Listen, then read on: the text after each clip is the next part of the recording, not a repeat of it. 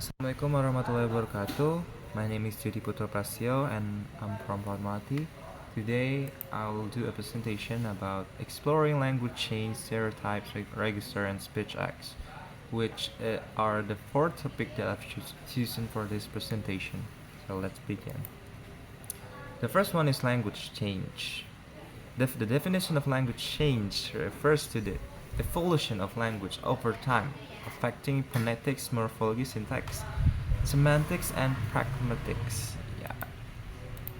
And here we're talking about a major change where pronunciation of the long vowels from the Old English into a Middle English and into Modern English, there's a huge evolution. There's a huge major change where we're gonna talk about it in here. So, what are the causes of language change? First one is social factors, migration, trade, social interaction. Second is technological advances, because there are new inventions requiring new terminology. Contact with other languages can be also the causes for this language change. Now, there are many types of language changes like phonetic and phonological. Uh, you can we can use the example from the Great Vowel Shift, which I'm gonna explain later. Morphological change in word structure, yeah, from the Old English to Modern English, and syntactic changes in sentence structure, and semantic shift in word meanings. Here we're gonna make some examples. So what is the Great Vowel Shift? Yeah, time period. It occurred in English between the 15th and 18th centuries. So, a major phonetic change where the pronunciation of the long vowels in Middle English changed. This shift largely transformed Middle English into Modern English. Yeah. So, for example, the word bit, it changed from bit to byte. There's huge differences. And for the second one, the word borrowing, we can use the word from Latin and French such as government, and it's from French, and bishop from Latin. That's the example. And there's also another example. This word gay was back then. It's originally meant for happy, but now we use it primarily refers to the sexual orientation, sexual preferences from individuals, such as that, like that. Now it's stereotypes. The definition of stereotype in sociolinguistics refer to oversimplified and fixed set ideas about groups of people based on their language use. Linguistic stereotype. There are two examples as accent and dialects. Prejudice based on regional or social accent. Language and identity assumption about intelligence, socioeconomic status, or personality. Impact of stereotype. Social interaction. Stereotype can influence communication and relationships. Discrimination, linguistic profiling in hiring, education, and social context. Examples: regional accent. Southern American English perceived as less educated. Gendered language. Women perceived as more polite or emotional based on speech patterns. So I'm gonna explain this slide. So the Southern American English often stereotyped as less educated. There are the backgrounds of the story where Southern American English includes a variety of accents spoken in the southern United States. These accents have distinct phonetic features such as the pronunciation of vowels and certain consonants. Well, this stereotype likely stems from historical and cultural factors, including the South's association with rural areas, agriculture, and lower economic development in some parts compared to urban centers. The impact of it is the people with southern accent may face prejudice or discrimination in social, educational, and professional contexts. This can affect job opportunities, perceptions of intelligence, and social interactions.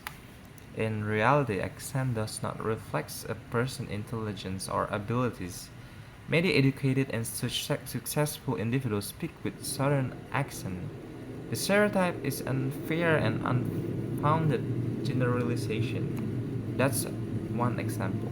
And for the women are stereotypically seen as more polite or emotional in their speech. Well, research in sociolinguistics has shown that men and women often use language differently, influenced by social and cultural norms. Women are often perceived as using more polite language, including more frequent use of a kind of maybe tech question, isn't it? And polite nice strategies such as saying please, thank you. These stereotypes suggest that women are more concerned with maintaining social harmony. Women's speech is also stereotyped as more emotional or expressive. This includes the use of expressive intonation, adjectives, and intensifiers.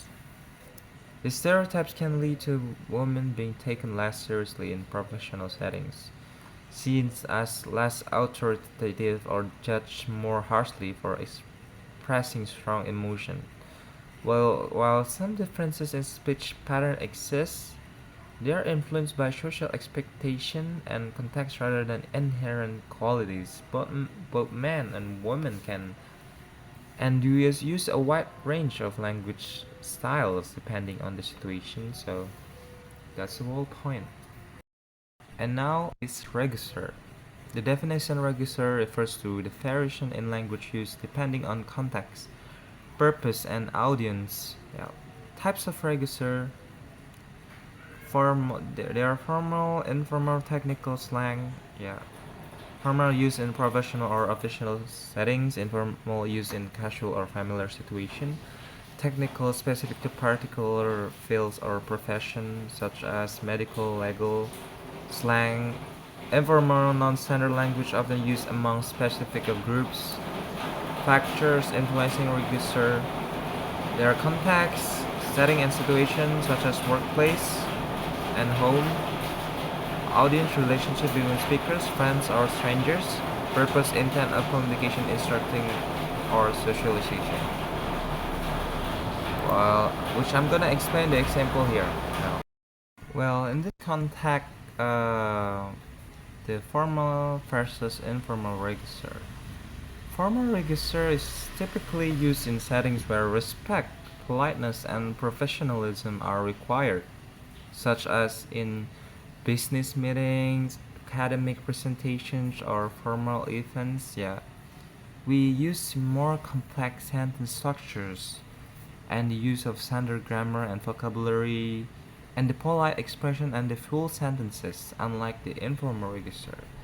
So the informal register language used in usually in casual or familiar setting. Like for a formal example is we use good evening to greet people, not like hey or hello.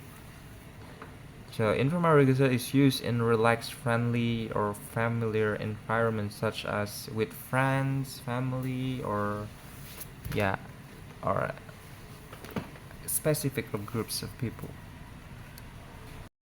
And the technical jargon.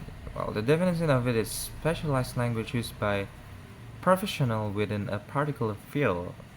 For example, the medical term used by the doctor.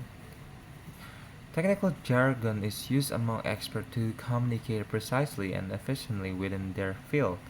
In the medical field, doctors use terms like myocardial infarction, which mean heart attack, or hypertension, high blood pressure. Well, the characteristic of it is specific terminology not widely understood by the general public, of course, because this thing is different. It's That's what technical jargon is. Precise and often complex language, essential for clarity and accuracy in professional communication. So this explanation highlights how register varies based on context, purpose, and audience, influencing the choice of words and style of communication. Speech acts. The definition of speech act are action performed via speaking, such as making requests, giving orders, or making promises, etc. Types of speech acts are locutionary, illocutionary, locutionary. Locutionary is the act of saying something. Illocutionary is the intention behind the statement, and prolocutionary is the effect on the listener. Function of speech acts are assertive statements that convey information. For example, the sky is blue. It's the statement that we're trying to convey. Directive attempts to get the listener to do something. It's like giving the order. Can you please close the door? Yeah. Commissive commit the speaker to a course of action. It's like for example, is I will call you.